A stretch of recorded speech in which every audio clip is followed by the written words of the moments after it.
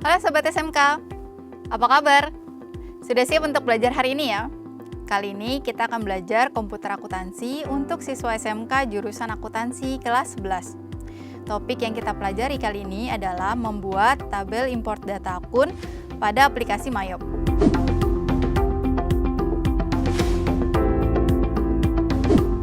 Dalam membuat bagian akun di aplikasi Mayop, bisa dilakukan melalui 3 cara, yaitu yang pertama, menyusun bagian akun dengan memanfaatkan akun yang sudah disediakan oleh Mayop.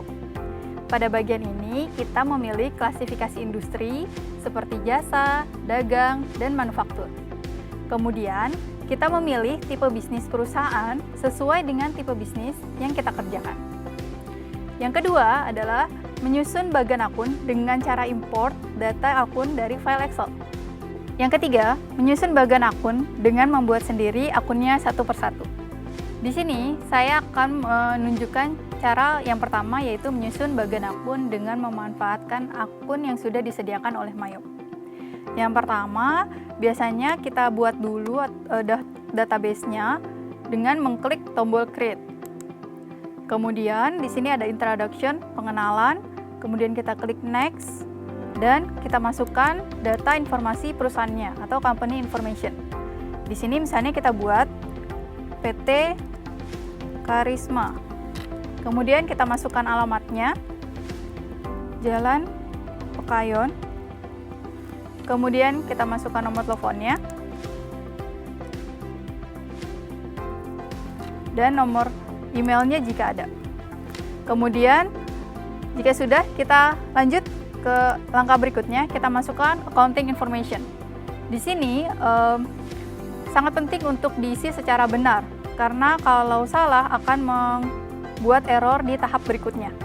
Misalnya yang pertama, untuk current financial years, yaitu adalah tahun periode keuangannya atau periode akuntansinya, ini kita isi seperti misalnya contohnya 2020. Kemudian last month financial years, itu adalah bulan terakhir dari periode akuntansinya, itu adalah Desember misalnya, untuk periode Januari sampai Desember. Kemudian conversion month adalah bulan awal kita menginput transaksi. Misalnya pada kasus ini kita menginput di bulan Desember.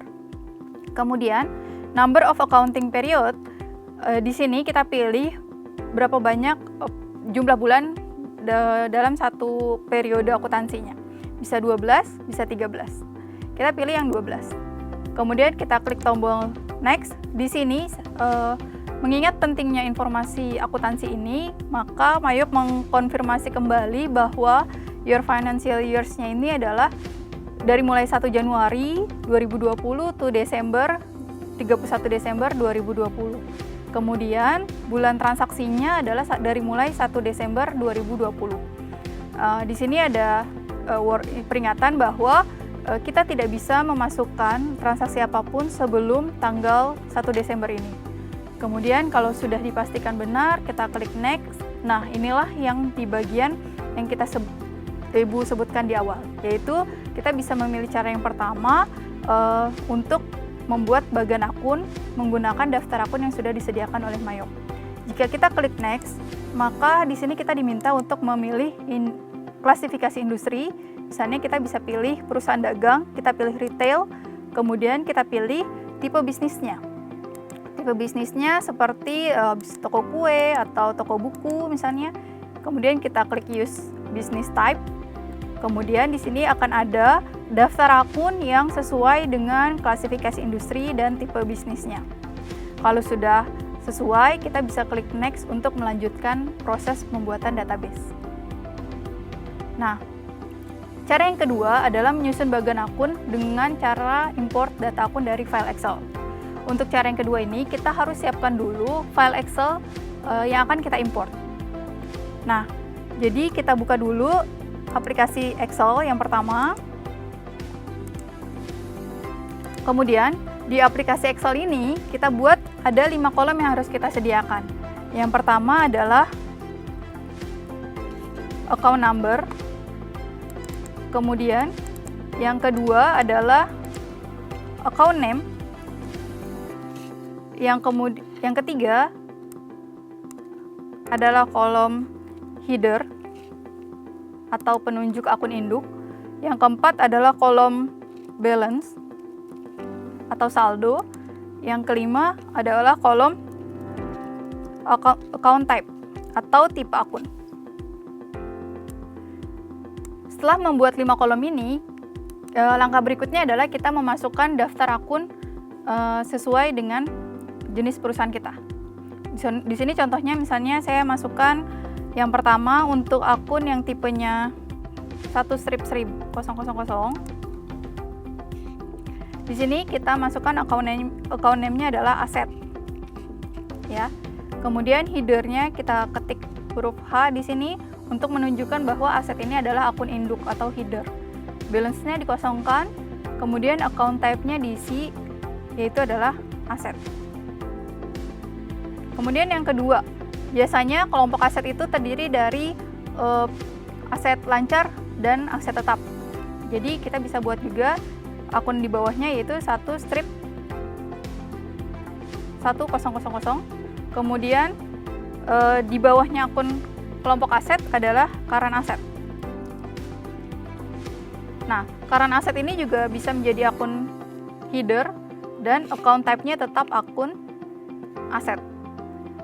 Nah, kita buat akun anaknya, misalnya nomornya 1/1100 untuk akun cash in bank atau kas di bank. Cash in bank ini adalah akun detail, jadi tidak perlu kita tulis tanda H untuk menunjukkan bahwa dia akun header. Nah, untuk account type-nya kita isi adalah bank. Kemudian yang kedua misalnya 11200, account name-nya adalah accounts receivable atau akun piutang usaha. Nah, account type-nya adalah account receivable. Nah, untuk penulisan account type di sini yang poin pentingnya adalah tidak boleh salah satu huruf pun. Jadi dia harus tepat sesuai dengan penulisan tipe akun yang terdapat di aplikasi Mayop. Jadi dalam membuat file Excel ini, poin pentingnya adalah account number-nya harus sesuai dengan tipe akun. Yang kedua, account name-nya tidak boleh lebih dari 30 karakter. Dan yang ketiga, account type-nya harus sesuai dengan penulisan account type yang ada di aplikasi Mayop. Untuk itu, supaya lebih banyak gambarannya, saya sudah menyediakan file yang sudah lengkap. Seperti di sini kita bisa lihat. Jadi untuk setelah akun receivable ada tipe akun seperti other current asset atau aset lancar lainnya. Kemudian ada tipe fixed asset atau aset tetap. Kemudian ada tipe liability atau kewajiban. Liability atau kewajiban dibagi lagi menjadi current liability, ya, current liability atau kewajiban lancar. Kemudian dibagi lagi ke yang kedua adalah long term liability, kewajiban jangka panjang. Nah, kemudian di dalam current liability itu memiliki akun anak seperti account payable, ya, tipe akunnya adalah accounts payable. Kemudian wage and salaries payable sampai other current liabilities. Tipe akunnya adalah other current liability. Kemudian kepala akun 2, ya, itu adalah bank loan, tipe akunnya adalah long term liability. Nah, yang ketiga itu adalah kelompok akun equity atau modal. Tipe akunnya adalah equity. Kemudian kelompok akun 4 itu adalah income. Tipe akunnya juga income, seperti sales discount, sales return. Kemudian kelompok akun 5 itu adalah kelompok harga pokok penjualan atau cost of goods sold. Tipe akunnya adalah cost of sales. Jangan sampai salah ya. Jadi harus sesuai, yaitu cost of sales. Kemudian kelompok akun 6 itu adalah kelompok akun beban atau expense. Nah, tipe akunnya seperti ini, tipe akunnya adalah expense. Kemudian kelompok akun yang ke-8 itu adalah kelompok akun other income atau pendapatan lain-lain. Tipenya juga other income. Dan kelompok akun yang terakhir adalah yang nomornya 9, itu kelompok akun other expense atau beban lain-lain. Tipe akunnya adalah other expense. Jika sudah selesai kita buat semua daftar akunnya, kemudian file ini kita simpan. File ini kita save as ke tipe Excel 97 2003 workbook, atau kita simpan di file Excel tipenya tipe Excel. Yang itu yang pertama. Kemudian yang kedua, kita save as lagi. Kita save as lagi ke tipenya adalah text tab delimited. Ya, tipe yang kedua yang kita save as adalah text tab delimited. Ya. Kemudian kita simpan. Oke, file inilah yang akan kita import, atau file txt inilah yang teks dokumen inilah yang akan kita import ke dalam aplikasi Mayop.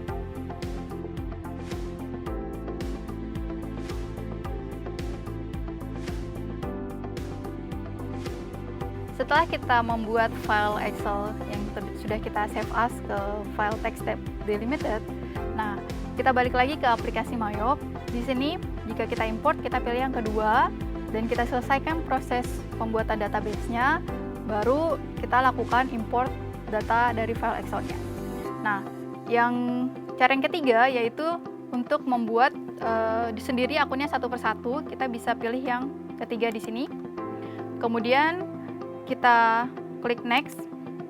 Nah, ini adalah tempat penyimpanan file database-nya. Di sini menginformasikan bahwa database ini disimpan di file C, folder Mayop 18ed, dan nama filenya adalah PT Karisma, ekstensinya adalah .myo. Kalau kita ingin rubah, kita bisa klik change, kemudian kita tentukan folder tempat penyimpanan file database-nya. Jika tidak, kita bisa langsung klik next.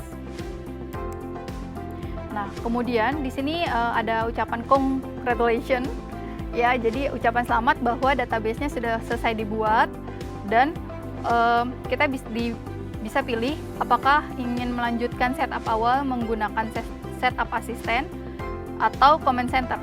Kalau setup asisten ini kita melakukan setup awal dipandu, ya, dipandu oleh aplikasi Mayop.